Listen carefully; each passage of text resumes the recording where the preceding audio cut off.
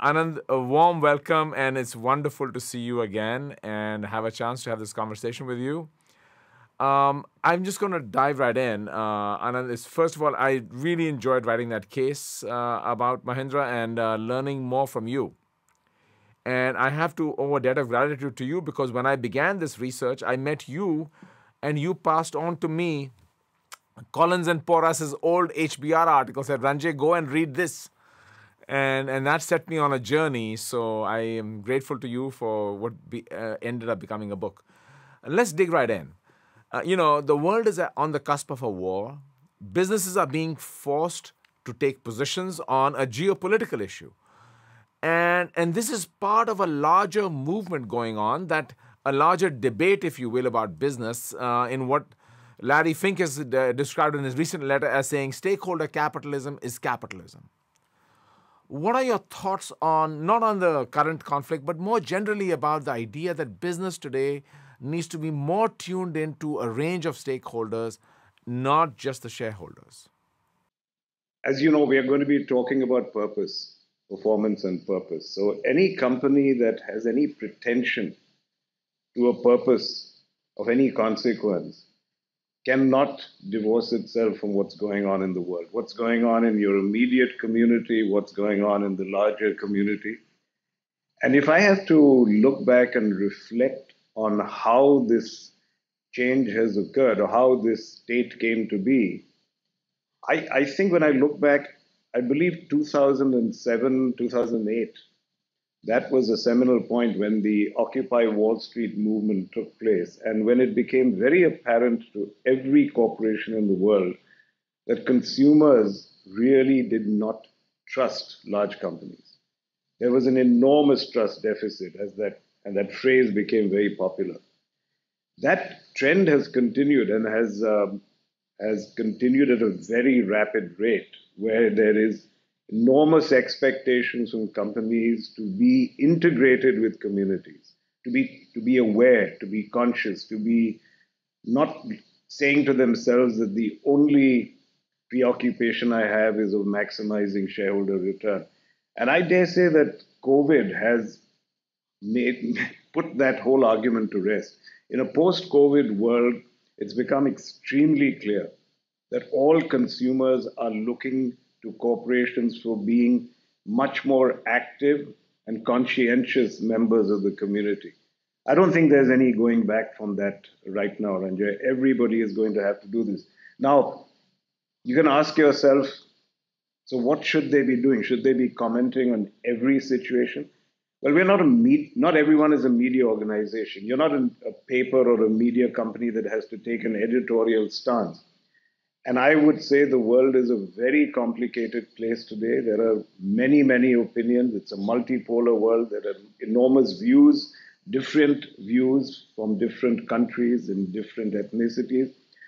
But when it comes to issues where there is a very clear black and white distinction, where there is good and bad, which is obvious, or as we see today, the difference, stark difference between good and evil, I do believe companies have to come out and make clear what their position is. What do you have to say to people, critics of this argument, who say no?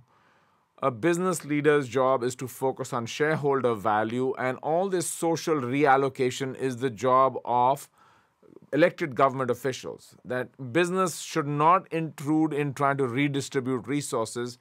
It's not their job to tell shareholders, I'm going to take from you and I get to decide where I'm going to allocate those resources.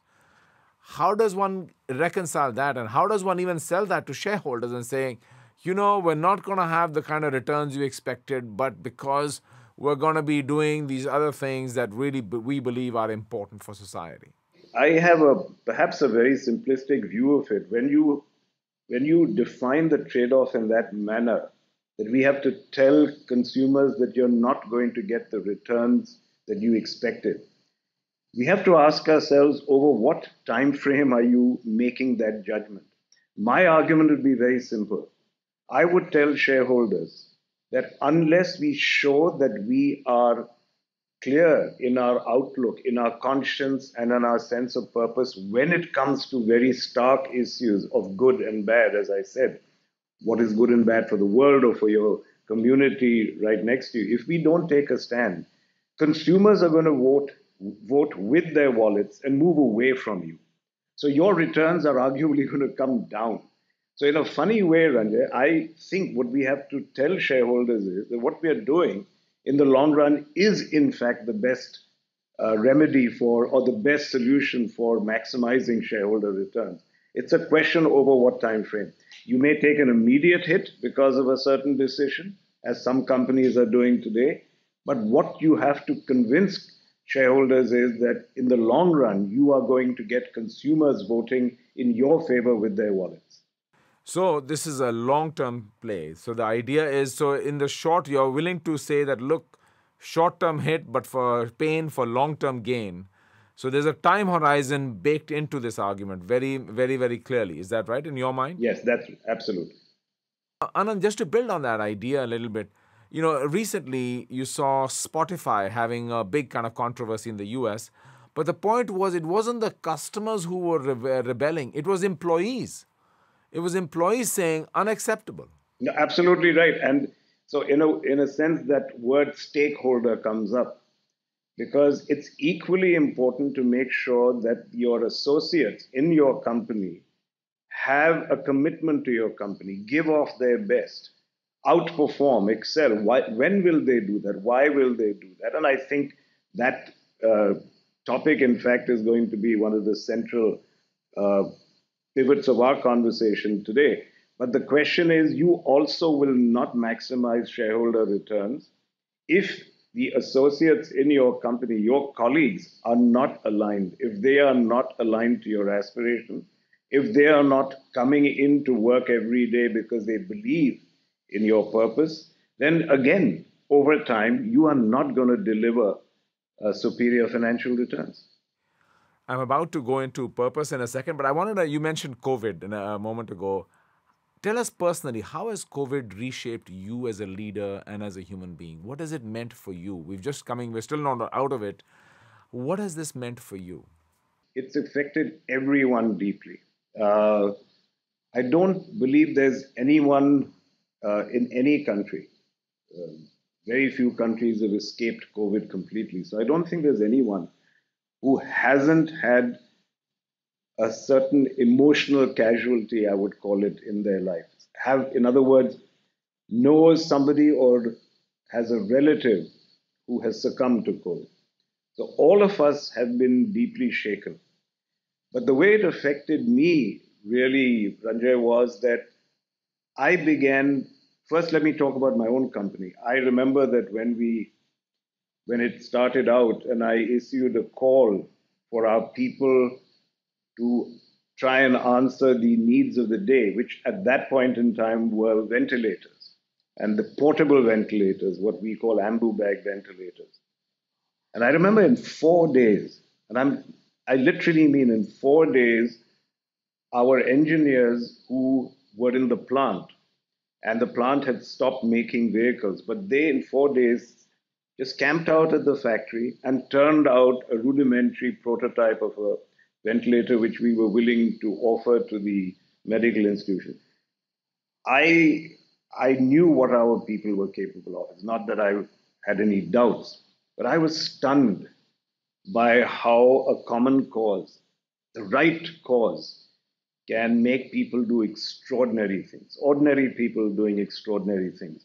That was the first incredible lesson I learned, which is going to, of course, uh, have tremendous benefits for all of us in our companies, that realization of what we are capable of.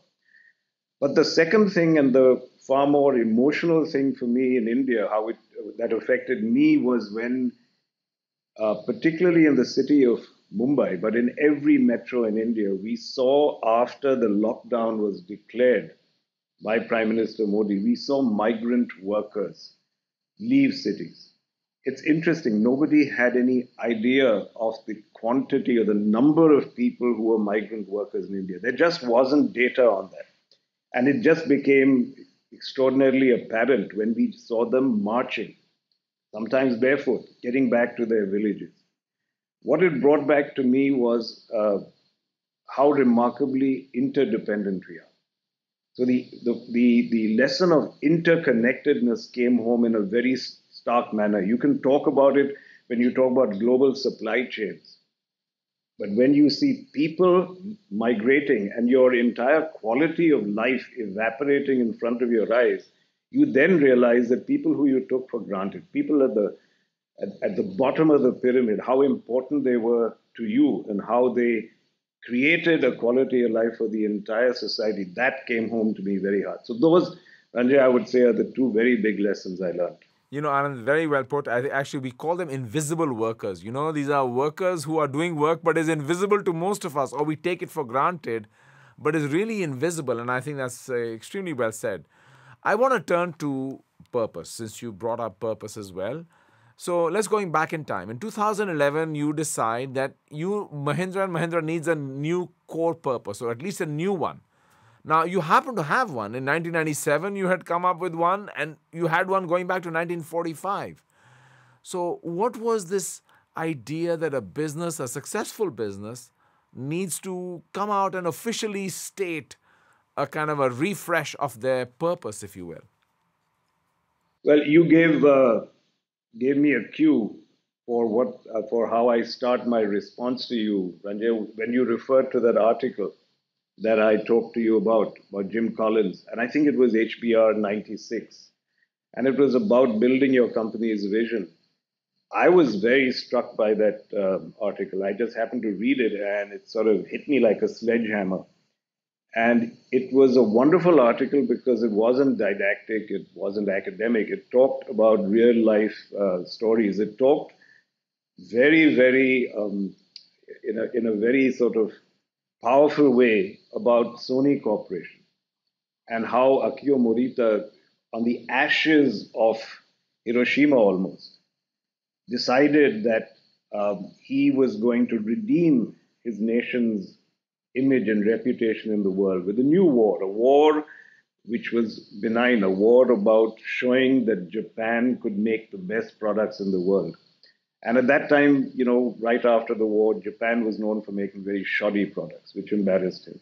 So he made a vow standing there at that time, post war, that in 50 years, Japan would be known for the best products, best product quality in the world.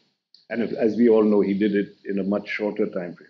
But the power of the idea, the power of mission just came to me. And I just felt, oh my God, we don't have one. And so that's when I talked to some key colleagues of mine, and we started a process that eventually took us 9 months to try and find a purpose. And what we really were happy about was we said we went, quote unquote, back to the future because we found we didn't need to invent one. And we looked at the first advertisement of the company, which was formed in 1945, 2 years before independence. Ironically, on the same day of Mahatma Gandhi's birthday. Now, keep in mind, Gandhi wasn't martyred. He wasn't a national hero or the father of the nation by then. So just serendipitously, we were born. Our company was registered on October 2nd, 1945. And the company was called Mahindra and Muhammad, started by my grandfather, granduncle, and a friend of theirs, a Muslim friend of theirs. And keep in mind, this was at a time when communalism was at its peak and Muslims and Hindus were slaughtering each other. And their statement was about being a secular company, about peace, commitment to building a new India. Their first ad had nothing to do with products. It had to do with principles. So what we discovered, Ranjay, was that although I read the article, felt a gap, in the process we discovered that we were really going back to our founder's vision. So we've had a continuum of uh, purpose. But coming back to what you said in 2007, what happened was that in 1999, roughly, when we articulated the first, or we call it the core purpose as we defined it, we said Indians are second to none. So we were, in a sense, going down the route of Sony and Morita and saying that we have suffered from the shackles of colonialism, a huge lack of self confidence, an inferiority complex, a national inferiority complex, we're going to prove that we can sit at the high table with anyone when it comes to manufacturing of products. And that worked. I think that worked. It got people motivated, it got people mobilized, it turned into good results. And then the problem was we grew. We became a multinational. And we had a number of people. We had people in China, we had people in Korea, we had people in the US. Now, why would they come to work every day to prove that Indians were second to none? And this was told to me by a young American intern we had. And he came in and he said, you know, I see why it's energizing a lot of people, but Anand, why will it energize me? That's when we began the search for another one. And serendipitously, and I'll pause there to allow you to, I'm going on to focus your question, but that's when we came to looking for a new purpose, which ended up with Rise. So, Anand, as an academic, I want to say to you that, what I found interesting about mission statements had become kind of an artifact of the past. Kind of a wallpaper. Everybody had one. They kind of put it out there on the wall. Nobody took mission statements seriously anymore. I mean, we always say there's the what and the how, right? What am I going to do and how am I going to get it done? Build a strategy, build an execution of strategy. This why question that sits above it, it almost felt academic to most people. It had become kind of a idea. It's an academic. I don't want to. Academic sounds bad. I don't want to make it sound bad. We're not as bad as people think we are. But why is the why question so important? How does it inform the what and the how, or is it just kind of an inspirational slogan to get people excited? What is the purpose of purpose, if you will?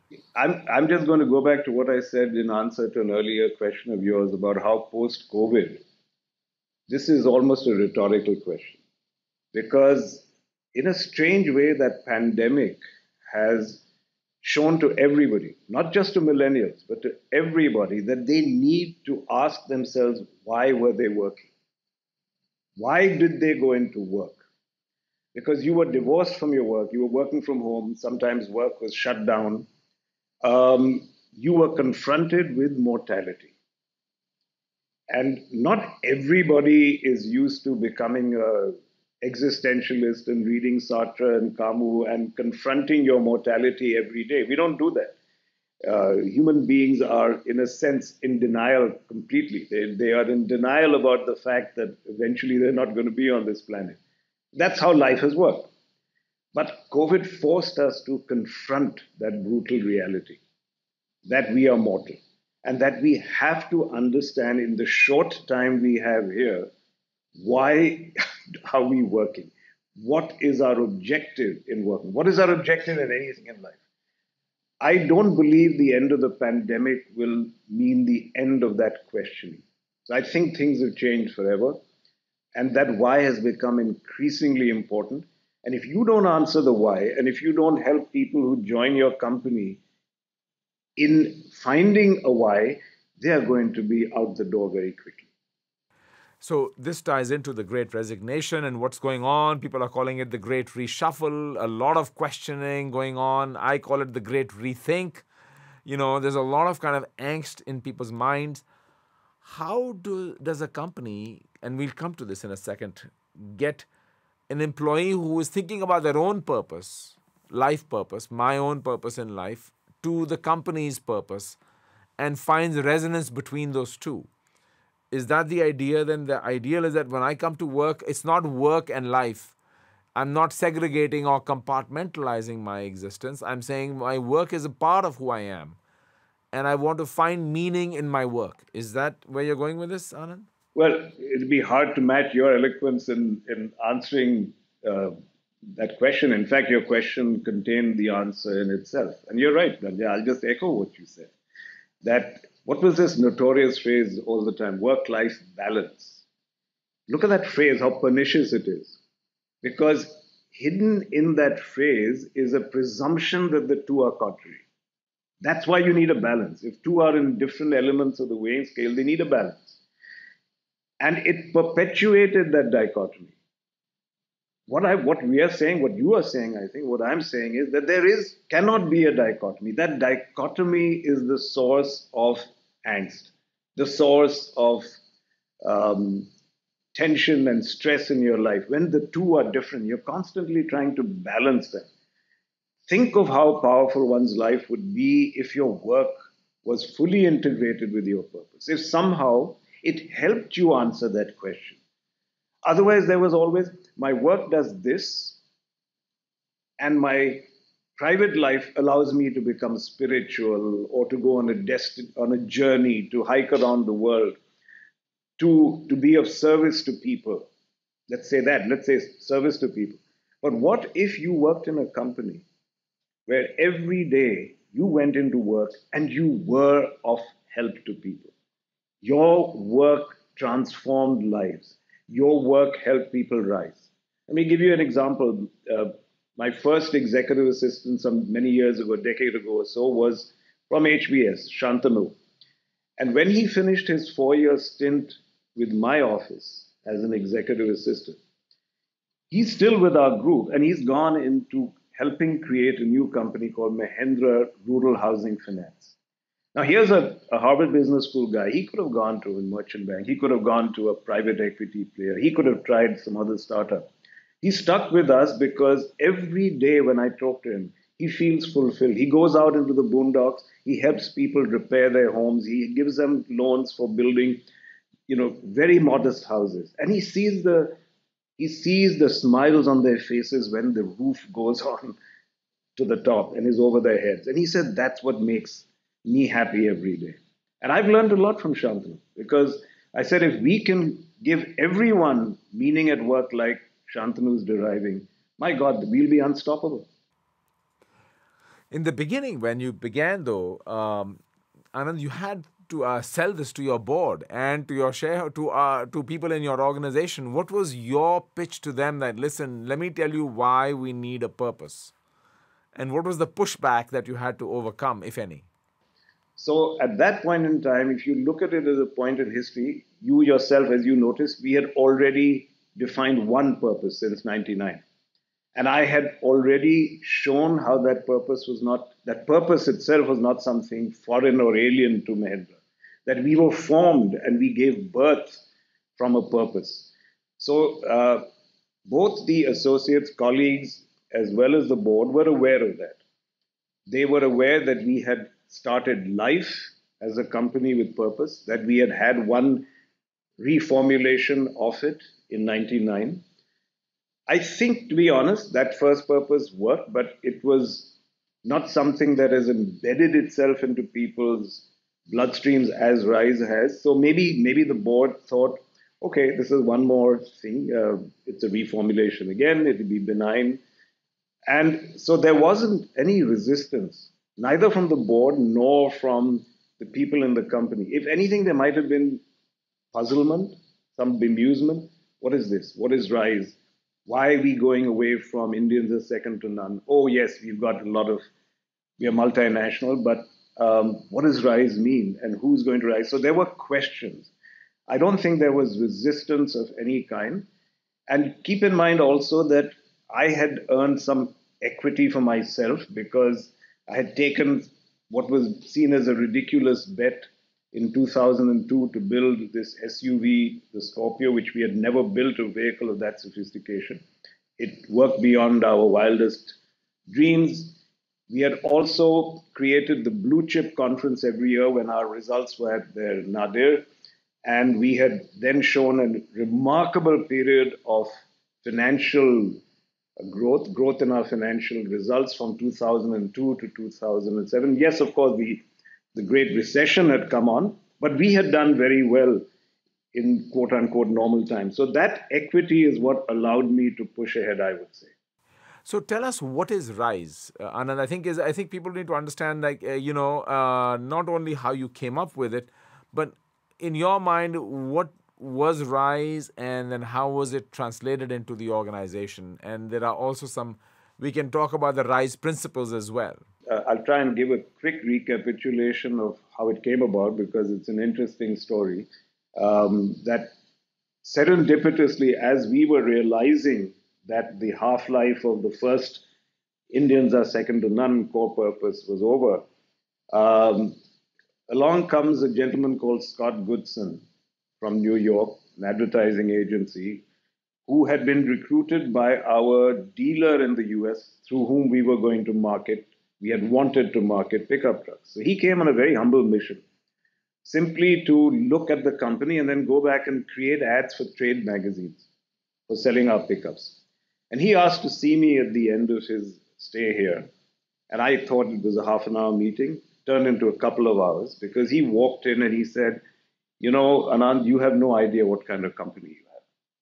And when anyone tells me something like that, something outrageous, gets my attention. And he told me, he said, "I walk around," and he said, "the people in your company are either they have they're extraordinary individuals with a transcending sense of purpose, or they're smoking something illegal." And he started telling me that, I talk to your farm people, the tractor people, and they say we are in a sense initiating the next green revolution of India. We are not building tractors. It's like the old story, the common one about the bricklayer who says he's building a cathedral, etc. And he told me this story. He said, "It's from your company." And everyone I've talked to has that sense of mission. And then he told me, but he said, "You need a purpose, a newer one," because he knew we both understood the fragility of the purpose at that time, the incumbent one. And he had a very interesting point, very practical one. He said, that you need a purpose which becomes a movement. It cannot be a tagline. Like you said, it can't be something that just goes on the shelf, motherhood and apple pie statement. He said, you need something that becomes a movement.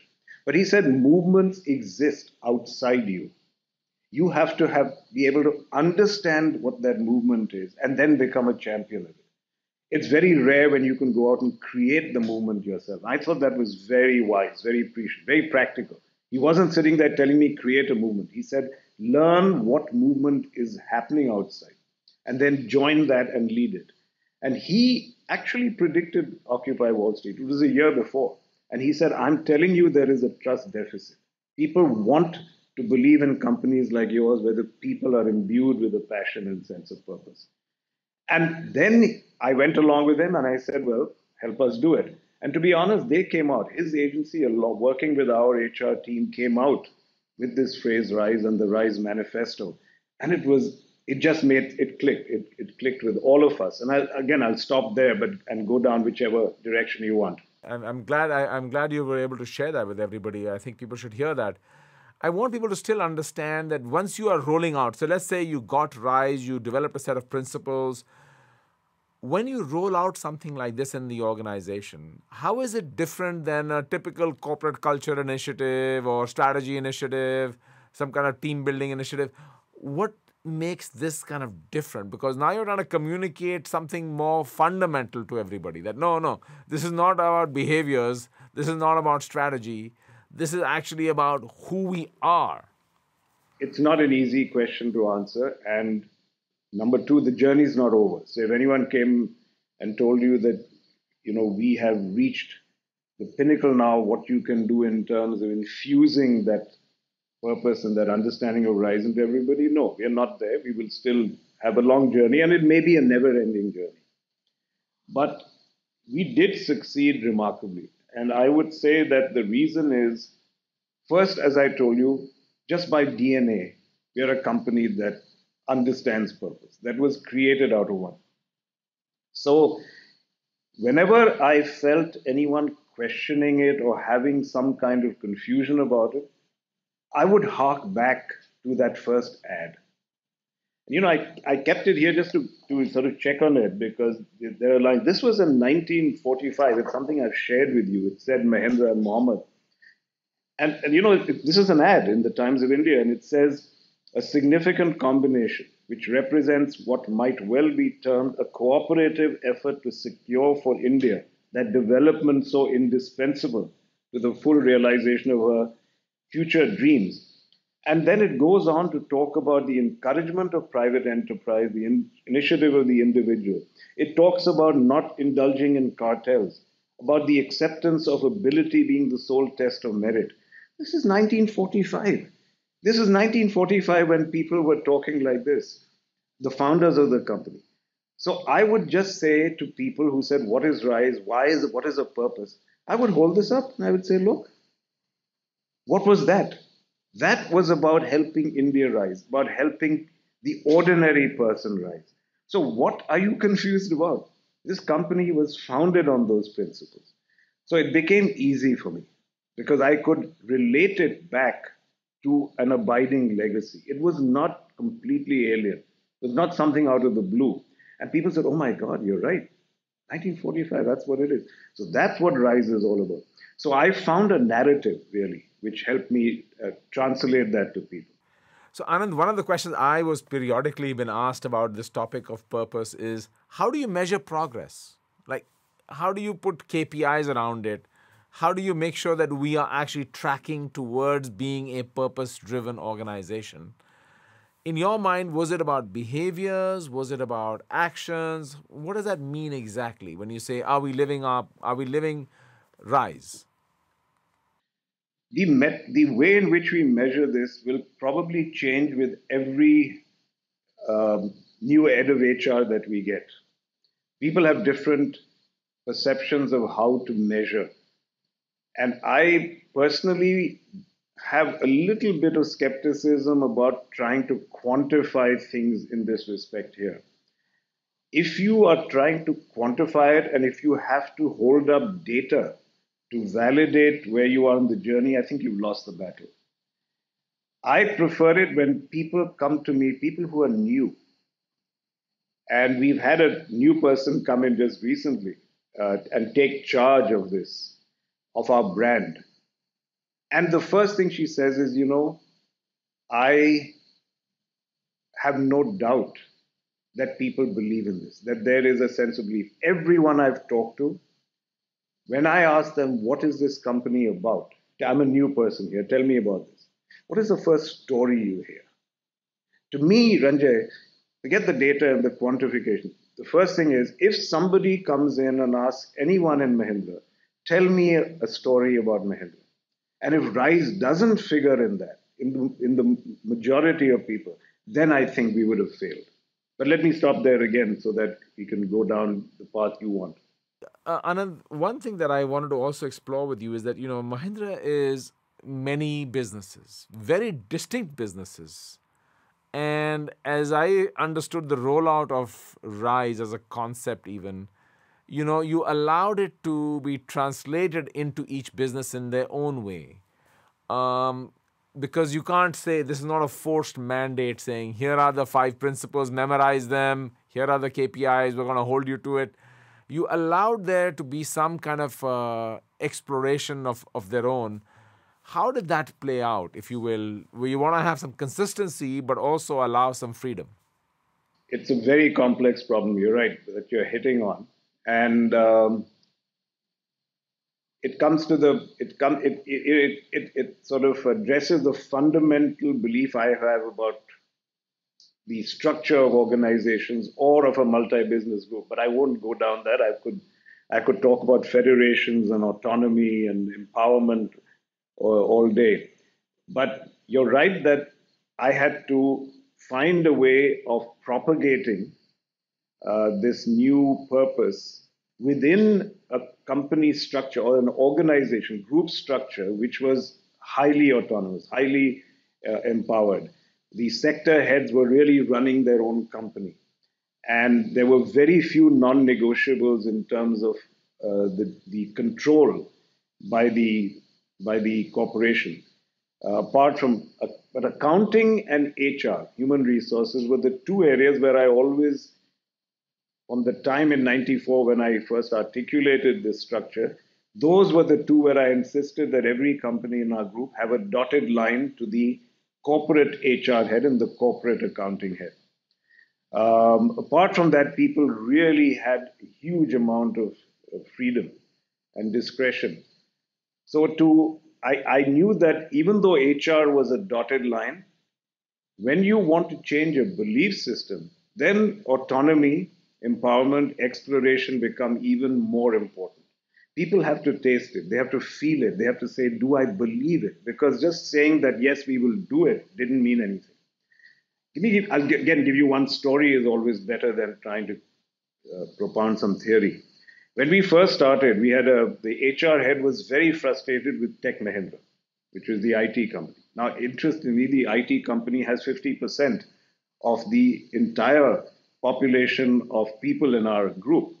Today, it's 140,000 people are just in the IT company.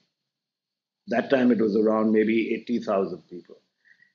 And the head of HR was very frustrated because the CEO of that IT company was a very individualistic, very much a self starter, shaping the company in the direction and image he wanted. And initially, our HR head felt he was not really playing a ball with him. Because whenever he'd do an LSIP, this large scale process, whenever he'd do some kind of gathering to talk about RISE, to propagate it, sometimes the CEO of that company would be missing in action. And he felt that this person was really just not, being a team player. 2 years later, we found that the whole principle of RISE was being used the most by Tech Mahindra, both internally as well as for consumers. Because they experimented, they played around, and they found, as the fifth largest IT company in the country, how do you differentiate yourself in that business? Just by being cheaper, being more efficient, when you're giving what in those days was around getting people to write software for international clients. How do you differentiate yourself? And they found that RISE was becoming a differentiator both in recruitment of the best talent here, as well as in differentiating themselves with customers. So they would go in, and if somebody said, why should I hire you rather than Tata Consultancy? Why should I hire you rather than Infosys? The one point they could talk about is look at our history, look at us rise. We are here not to make ourselves rise, we are here to make you rise. You, our customer, our community. And they found that in the middle of a sales pitch, their clients would sit and be fascinated and say, tell me more about this, because I want to know how I can do that, how purpose can play out in my company. So today, Tech Mahindra they're the biggest evangelists of RISE. So if I look at that and try to find an object lesson, never force. Let people play around with it. If your concept and purpose is true, and it does indeed help superior returns in the long term, any smart CEO will adopt it. Very briefly, Anand, can you explain to everybody what are these principles of RISE, and maybe tell us how it affected you personally? So, because, it clearly had an impact on you as a leader. As these things were being articulated, it shaped you in your thinking about the choices you were going to make going forward. So maybe if you could speak to that. Yeah, I will be briefed here on this because that was the brevity of this was what proved to be attractive to everyone. We have a RISE manifesto that was done, which is beautifully written. Ask anyone to repeat it, probably not. If you ask somebody even to articulate properly what the short RISE purpose statement is, even their people will fumble. But they remember RISE, and they remember it's about three principles, we called it. We said you accept no limits. Now, obviously, accept no limits in context of the other two, which is think differently. So alternative thinking. So accept no limits, alternative thinking, and drive positive change. So you accept no limits within the context of the other two. Everybody remembers that. So three things. Now, let me be honest, today, Anish Shah, who's just come in and you wrote the case about him, they're looking at RISE 2.0 and they're trying to find how do we give it fresh momentum. So there may be a re-articulation of the two or three things they want people to remember. But I know for a fact that since 2007, the thing that has affected most people, including me, is when I'm in doubt, I look at and I say, wait a minute, I'm here to help people rise. I'm here to challenge myself and accept no limits.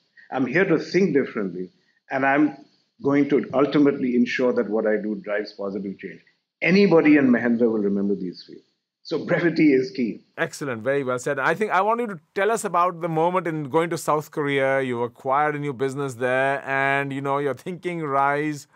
And tell us how you processed that moment and had to make some, difficult decisions at that moment. I want people to understand these are hard jobs. I'm trying to make a long story short, but Sangyong, before we acquired it, had a very troubled labor relations history. They had a major strike, at which point they were liquidated, and the liquidator, in fact, asked a number of people to leave. So there was a large population of ex-Sangyong workmen who hadn't found jobs, very disgruntled.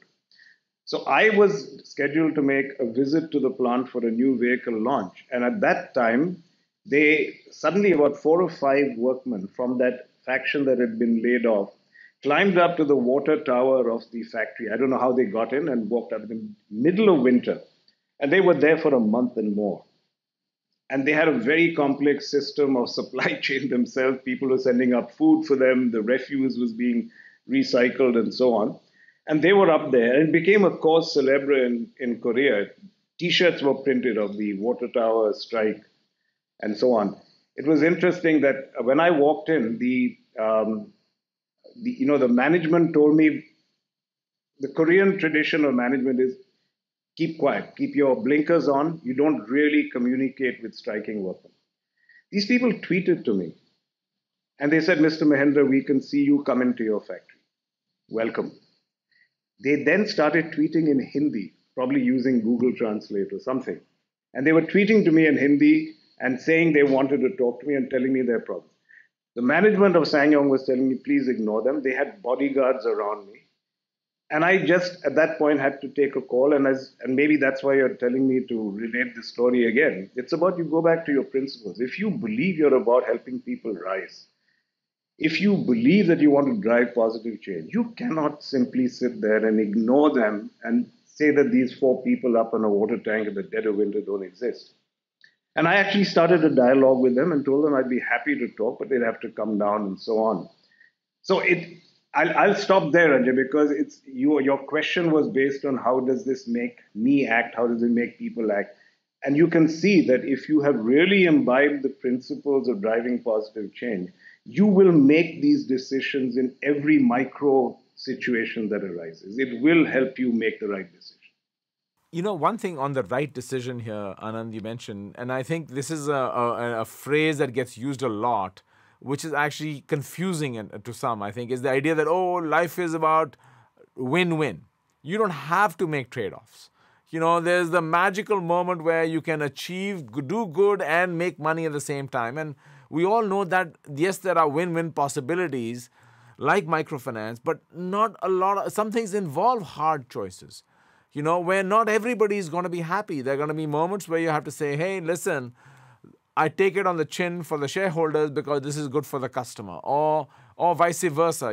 This is something that I can't do because it'll really be detrimental to our shareholders. How does one think about, like you said, these choices are not easy. They're not black and white sometimes. They're in that gray zone.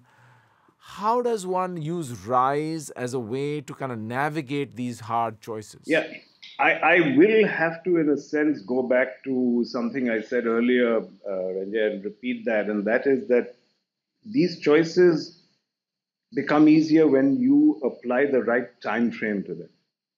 So first of all, let me just reiterate that you that trade-off, I'll try not to use your cliche of win-win, but the trade-off, let me call it, is a ghost trade-off if you look at the right time frame. It's a fictional trade-off. If you really believe in purpose and really believe in this kind of purpose, then doing the right thing is always something that's going to help you do well and do good at the same time. There is no distinction. What will happen is a short-term trade-off. Let's take a live example now today. You've got Air India, for example, that has had to be commissioned for sending flights out to the Ukraine to bring back Indian students. They've just been privatized. They're part of the Tatas. I'm pretty sure the Tatas are flying those planes out there free. Is it hurting them? Of course it'll hurt them. But they're doing the right thing. In the long run, what will it do? It will build an enormous consumer loyalty and franchise, certainly out of India for them. So again, these choices become a lot easier to make when you look at it over a different time, over a longer time period. You, at the same time, yes, let me be real, that you're not here to only maximize the driving of positive change. Then you are an NGO, and you have to recognize the difference that I'm not an NGO. If I'm going to do it without doing well at the same time while I'm doing good, then you're not a corporation. Then you're a social enterprise and NGO. Very clear. But if you're a corporation, then you have to do well while you're doing good. So, in order to do that, by and large, the trade offs are fictional if you look at it in the longer term. I'll tell you what worries me much more are the smaller trade offs. The ones we never will know are being faced by people at very different levels of the organization. If they walk into a government office and somebody asks for a bribe just to get them an appointment with the minister, is the person at Mahindra succumbing to that? Is it inevitable to succumb? So again, I'll stop there, but I'll say that the real problem that consumes me is how do we affect people who have to make these micro decisions all the time? Can purpose affect them in the making and solving and addressing those challenges at everyday micro levels? That I think is an abiding challenge. Anand, how is your personal purpose? I want to shift to you. How have you articulated for yourself your personal purpose as a person in terms of your life purpose, your career purpose? We are all at that stage where I'll speak for myself here, where I said, okay, I better articulate it for myself. Um, how have you thought about it for yourself? I'll be honest, Ranjay, that I've never been completely comfortable talking about my core individual sense of purpose, uh, insofar as spirituality has to be a part of it. I'm not one of those who's in uh, let me call it, I'm neither agnostic or atheistic. I believe in a larger force. But I think those beliefs, which really guide us and allow us to address that fundamental human conundrum of why are we alive? Why do we persist on staying alive even though we know we have a finite time frame? To answer questions like that, I've always relied on a more on an answer that believes in larger forces. But I think when you talk about those kinds of things, they get trivialized. So I've never been very comfortable talking about that. So I will have to evade that question of yours. But I will move to where it affects me in business because it's been asked to me in a different way. People ask me, what is the legacy you want to leave behind as in the company when you work? And I leave it to you. You can try and sort of sniff out what the links might be to a personal sense of purpose. But I've had a very consistent answer to that over the years. When people ask me that, what do you want to leave behind? And I say, look, if people say that their time in Mahindra, however brief or however long it was, their time at Mahindra, while they were here, they were the best that they could be, that they'd really reached their full potential or exploited their potential. If they say that they were the best they could be during the years at Mahindra, I think I will have succeeded. And that's my constant preoccupation because I think everything else follows from that. If you have a team of people doing the best that they can, you are going to succeed one way or the other. Anand, it's interesting because I've been writing a couple of cases on sports coaches now. And it's interesting in coaching, the great coaches talk about unlocking human potential, taking a performance athlete and taking them to a place where they themselves didn't think was possible. And how do we unlock human potential? So I love the way you described it. I wanted to ask you about another word. We've talked about purpose a lot, which is courage, which I think is a currency very important for leaders to think about today. What does the word courage mean to you? And can you tell us about some courageous leaders in history or otherwise that you have encountered that inspire you to think about this idea, even? How do you think of the word courage? It's a very difficult question to answer because it brings to mind so many of the more common notions of courage. When you think of bravery, for example, somebody jumping into the ocean to save someone from drowning, that's courage. There are quieter forms of courage, moral courage, and they have to do, coming back to our topic about purpose. If you believe in something very strongly and you have a transcending sense of purpose, individual or your company's purpose, and ideally the same are related and symbiotic, then frankly, you don't ever lack courage. if you have that purpose and you're always aligned to it, then as I've given you some examples, they help you make choices every day, which somebody else might see as courageous. To you, it was instinctive and reflexive. So to me, if I had to relate your question to the topic of today, if you have true purpose, then courage is a consort, is a natural consort of purpose. You don't have to work at being courageous or being brave. And coming to your other question about leaders, well, it's interesting.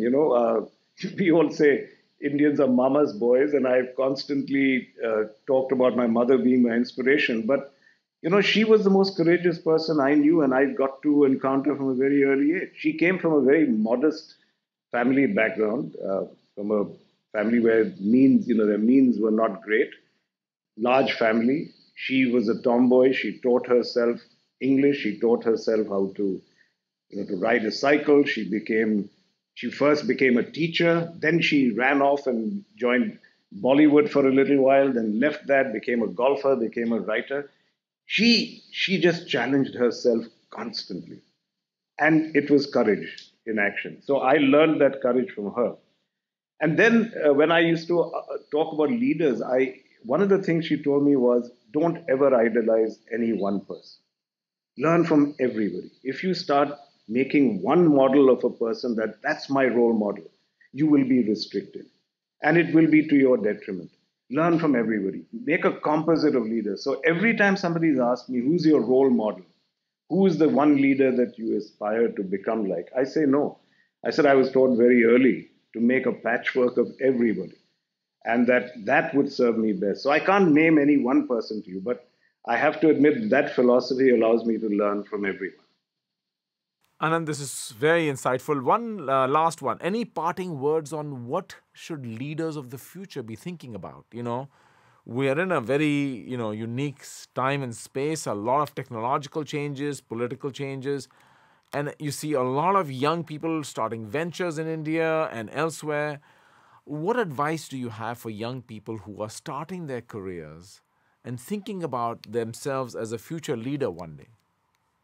I'm very, very wary of dispensing advice because, to be honest, even at this stage in my life where I've just become a non executive chairman, I am now in a very intense phase of learning from others, particularly from young people, because they are rewriting every lesson that we learn. They are rewriting the rules of the game. They are rewriting how one succeeds, one ought to succeed.